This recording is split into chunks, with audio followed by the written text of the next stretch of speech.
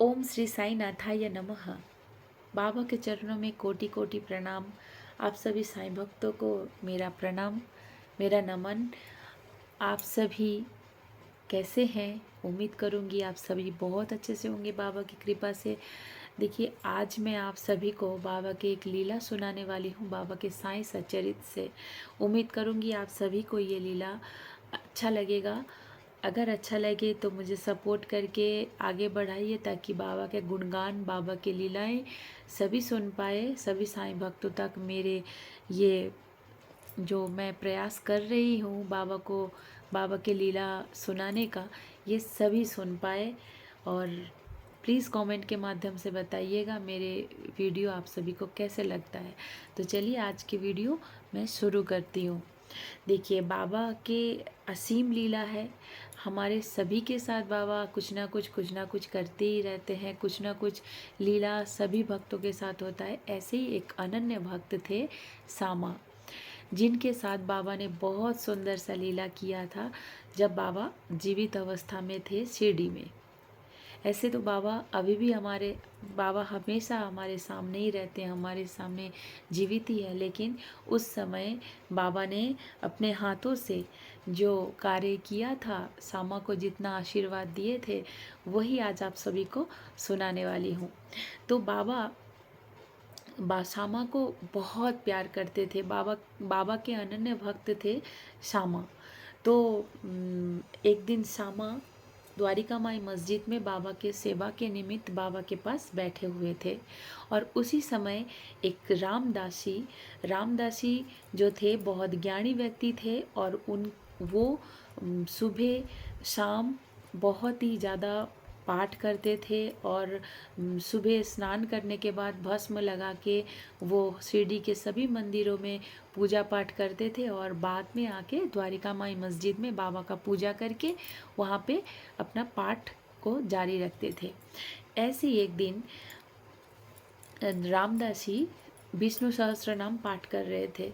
तो बाबा ने सोचा कि विष्णु सहस्त्र नाम क्यों ना मैं सामा को मतलब पाठ करने के लिए बोलूँ, क्योंकि किसके लिए क्या पर्याप्त है, किसके लिए क्या अच्छा है, ये हमारे से ज़्यादा हमारे बाबा जानते हैं। हमारे किससे अच्छा होगा ये हमारे बाबा ही जानते हैं। इसलिए बहुत सारे भक्तों को बाबा ने, किसी को राम नाम के जाप, तो किसी को विष्णु सहस्त्र नाम, तो किसी को गीता पढ़ने के लिए बोलते थे।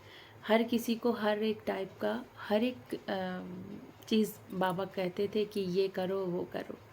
तो मैं आज जो बोलना चाह रही हूँ कि बाबा कैसे हमारे ख्याल रखते हैं। देखिए, सामा को बाबा विष्णु सहस्त्र नाम पढ़ाना चाहते थे, पाठ करवाना चाहते थे। इसलिए रामदासी को बोले कि रामदासी तुम, जो कि रामदासी थोड़े से ज्ञानी व्यक्ति तो थे, लेकिन उनके मन में बहुत ज़्यादा छल कपटता और बहुत ही ज़्यादा ईर्ष्या था कि नहीं, मैं जितना ज्ञानी हूँ और मेरे से ज्ञानी कोई नहीं बन सकता। उसका भी अहंकार जो है वो चूर करना चाहते थे बाबा। और उल्टा सामा को भी बाबा वो पुस्तक दे के पाठ करवाना चाहते थे कि विष्णु सहस्त्रनाम तुम भी पढ़ो, तुमको उपकार होगा। तो जब ही रामदासी को वो बहाने से बाजार भेजे, उसके बाद रामदासी के आसन में जाके बाबा बैठे और वहाँ से विष्णु सहस्त्र नाम के पुस्तक उठा के सामा को दिए। तो सामा ने बोला कि नहीं बाबा, मैं नहीं पढ़ सकती हूँ, मैं तो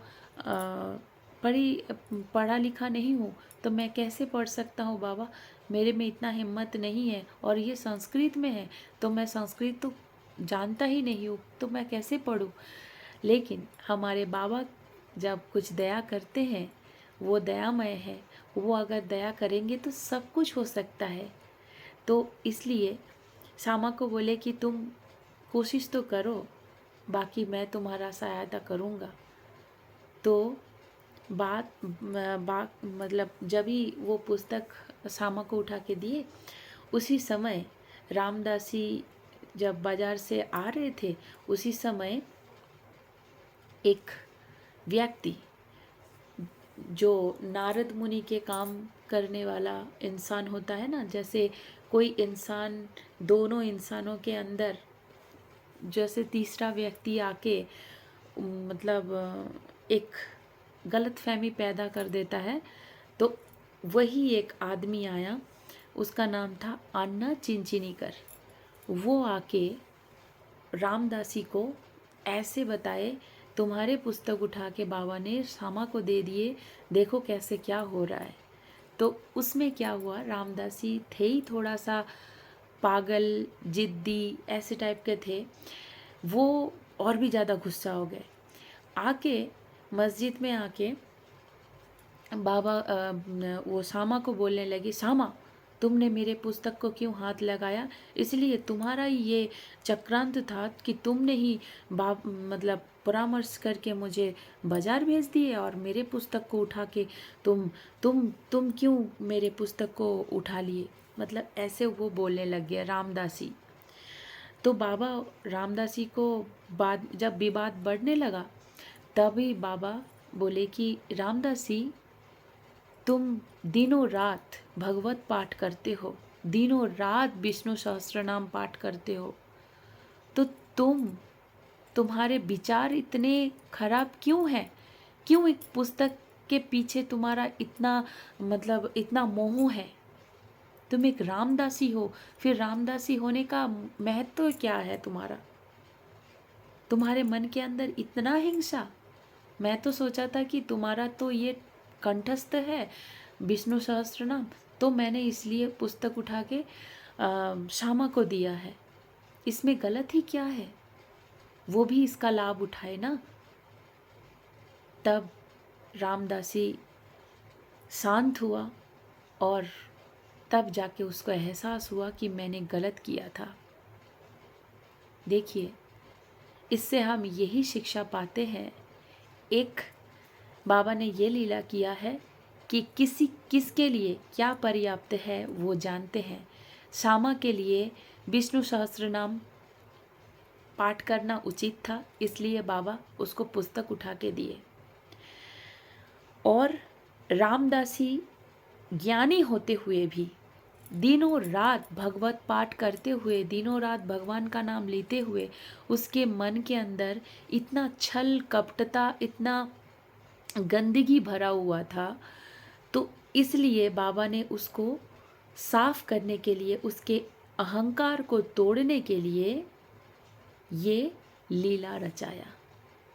और ऊपर से सामा को भी ये पता चला कि मैं अशिक्षित होके भी बाबा की कृपा से ये सब पाठ करना सीख गया, और बाबा की कृपा से वो विष्णु सहस्त्र नाम को इतना सुंदर पाठ करते थे, बहुत अच्छे से। तो बाबा अगर दया करे तो सब कुछ हो सकता है, यहाँ पे हम ये शिक्षा ले सकते हैं। और रामदासी के जो घटना है उससे ये शिक्षा ले सकते हैं कि ज़्यादा ज्ञानी होना अच्छा है, लेकिन ज़्यादा ज्ञान हो के भी अहंकार करना ठीक नहीं है। अगर हमारे अंदर ज्ञान है तो हम विनम्र होंगे। हमारा भगवान के प्रति जो प्रेम है वो कोई दिखावटी नहीं है। अगर हम मतलब सत होंगे, हम अच्छे होंगे, हम अगर मतलब पूरे मन से अंतःकरण से भगवान के हो जाएंगे, तो तुम हमारे चाल चलन, हमारे वाणी बहुत पवित्र हो जाएंगे, हमारे सोच, हमारे विचार बहुत परिवर्तन हो जाएंगे। ना ही हमको कोई दुख दे सकता है, ना ही हमको बहुत कोई सुख दे सकता है। केवल और केवल हम भगवान के हो जाते हैं तब हम मोह माया से दूर हो जाते हैं। यही बाबा ने सिखाया है इस लीला के माध्यम से।